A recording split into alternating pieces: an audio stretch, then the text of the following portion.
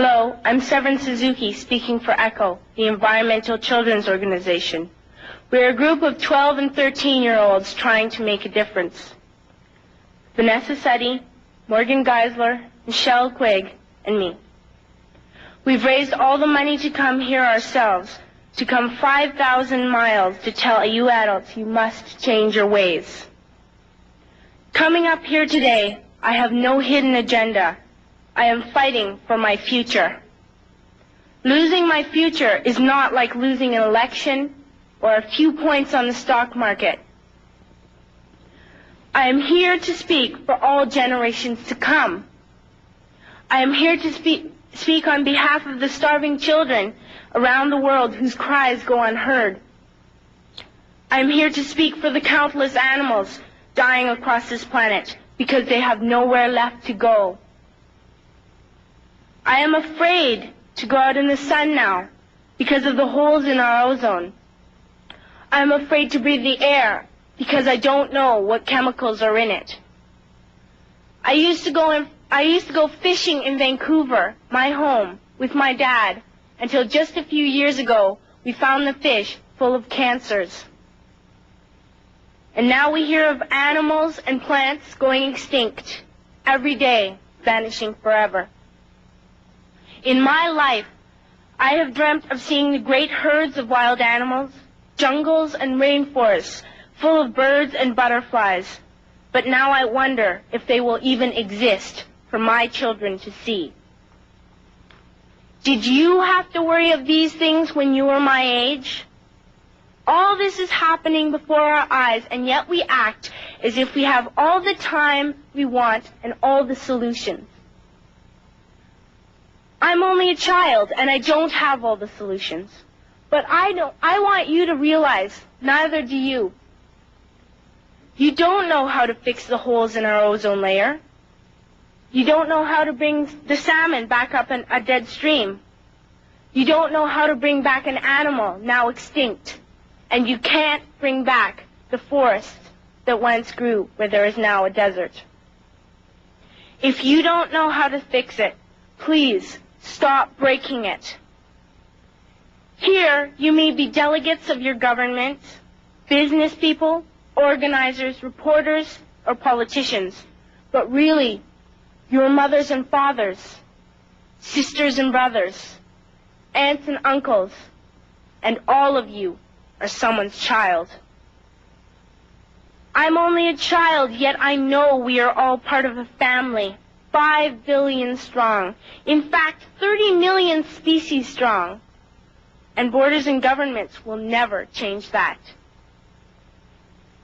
I'm only a child, yet I know we are all in this together and should act as one single world towards one single goal.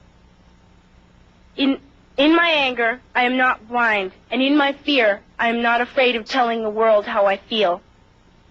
In my country, we make so much waste. We buy and throw away, buy and throw away, buy and throw away, and yet northern countries will not share with the needy. Even when we have more than enough, we are afraid to share. We are afraid to let go of some of our wealth.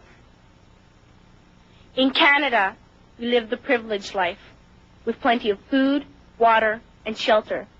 We have watches, bicycles, computers, and television sets. The list could go on for 2 days.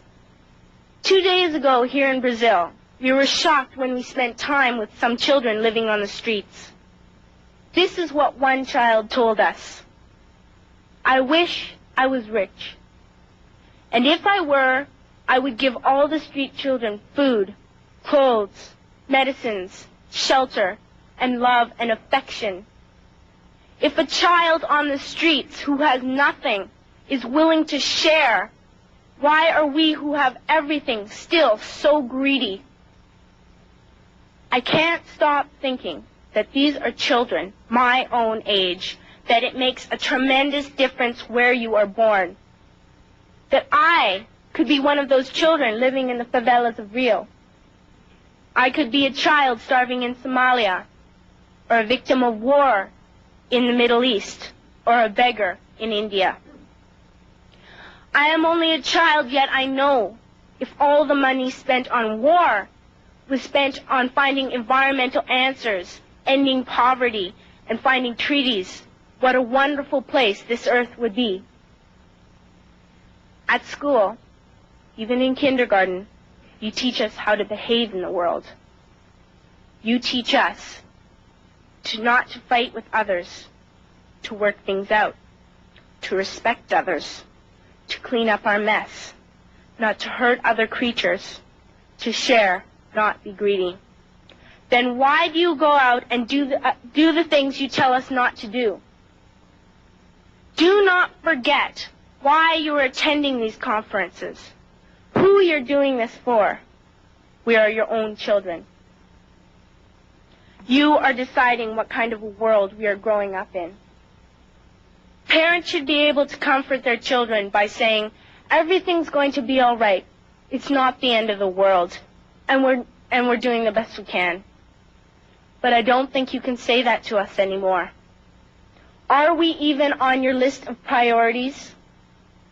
My dad always says, you are what you do, not what you say. Well, what you do makes me cry at night. You grown-ups say you love us, but I challenge you, please, make your actions reflect your words. Thank you.